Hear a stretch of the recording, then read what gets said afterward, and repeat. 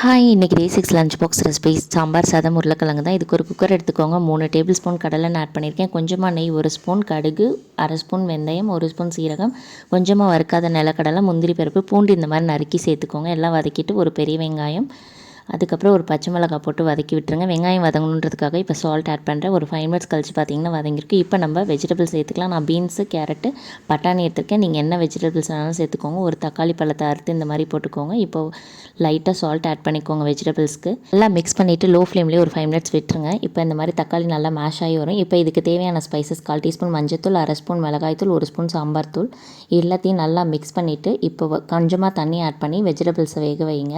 ஒரு another 5 minutes இந்த மாதிரி லோ ஃப்ளேம்லேயே வச்சிட்டிங்கன்னா நமக்கு இப்போ காய் எடுத்து பார்த்திங்கன்னா நமக்கு கேரட் நல்லாவே வெந்திருக்கும். உங்களுக்கு பார்த்தாலே தெரியும். நெக்ஸ்ட் என்ன பண்ணுங்கள், நார்மல் ரைஸை 1 டம்ளர் எடுத்துருக்கேன். 1/4 டம்ளர் துவரம் பருப்பு 1 மணி நேரத்துக்கு முன்னாடியே ஊற வச்சிட்டேன். இப்போ இதை சேர்த்துட்டு இதுக்கு 2 டம்ளர் தண்ணி ஊற்றுங்க. நான் 1 டம்ளர் எடுத்தனால 2 டம்ளர். நீங்கள் எது எடுக்கிறீங்களோ 1:2.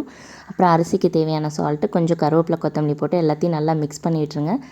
தென் குக்கர் மூடியை போட்டு ஹை ஃப்ளேம்லேயே 3 விசில் விட்டுருங்க. அதுக்கப்புறம் குக்கர் விசில் அடங்கினதுக்கப்புறம் ஓப்பன் பண்ணி பார்த்தீங்கன்னா நமக்கு சாம்பார் சாதம் ரெடி ஆயிடுச்சு. அதுக்கப்புறம் ஒரு கரண்டி வச்சு இந்த மாதிரி ஃபுல்லாக நல்லா கிளறி விடுங்க. அப்போ தான் லைட்டாக குழைய ஆரம்பிக்கும். ஃபைனலாக பெருங்காயத்தூள் ஆட் பண்ணி இறக்கிட்டோம்னா நமக்கு சுட சுட சாம்பார் சாதம் பாக்ஸ்க்கு ரெடி ஆயிடுச்சு. நெக்ஸ்ட் இதுக்கு சைட் டிஷ் பார்த்தீங்கன்னா உருளைக்கிழங்கு தான். கொஞ்சமாக 2 டேபிள் ஸ்பூன் கடலெண்ணெய், பூண்டு இந்த மாதிரி இடித்து சேர்த்துக்கோங்க. அரை டீஸ்பூன் சீரகம், 1 ஸ்பூன் கடுகு போட்டிருக்கேன், ஒரு பெரிய வெங்காயம், அப்புறம் ஸ்பைசஸ்க்கு 1/4 டீஸ்பூன் மஞ்சத்தூள், அரை ஸ்பூன் மிளகாய் தூள் எல்லாத்தையும் வதக்கிட்டு உருளைக்கிழங்கு ஆல்ரெடி நான் வேக வச்சு எடுத்திருக்கேன். அதை இதோட சேர்த்து எல்லாத்தையும் நல்லா மிக்ஸ் பண்ணி விட்டுருங்க.